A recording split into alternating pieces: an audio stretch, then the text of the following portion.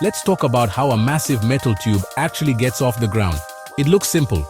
The pilot pushes the throttles, engines roar, and up you go.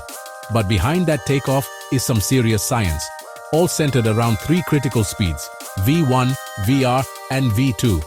These aren't random numbers. They're the result of intense calculations and brave test pilots. Think of them as a split-second checklist for pilots, telling them exactly what to do and when. What if an engine fails? When do you pull back on the controls? How fast do you need to be to climb away safely? These speeds answer all those questions and make takeoff safe and repeatable.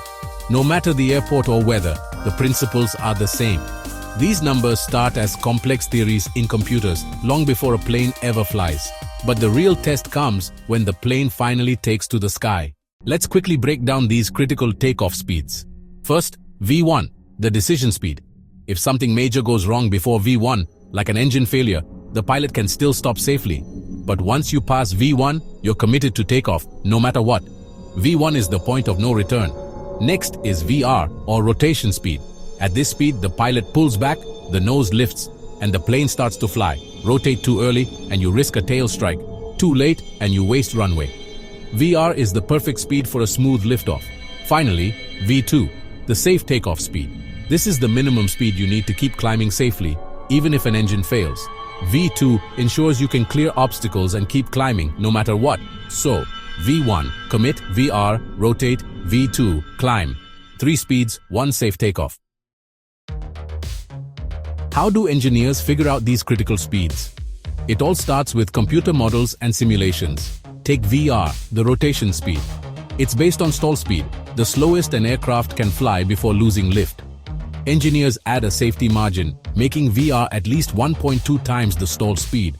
For example, if a jet stalls at 100 knots, VR is set at 120 knots. Simple math, but it's built on complex aerodynamic data. All of this starts virtually.